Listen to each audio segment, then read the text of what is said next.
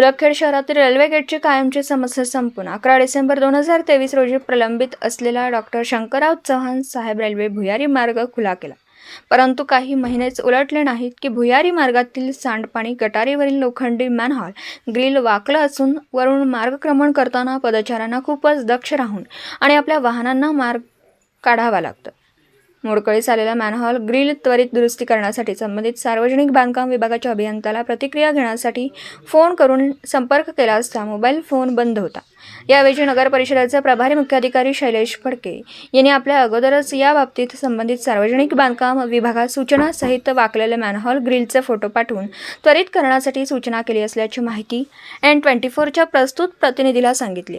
जर नगर परिषदेचे मुख्याधिकारी सांगितलं तर बांधकाम विभाग नेमलेले TNT कंत्राटदाराला दुरुस्ती करण्यासाठी का आदेशित करत नाही, अशी स्थानिक नागरिकांमध्ये चर्चा आहे.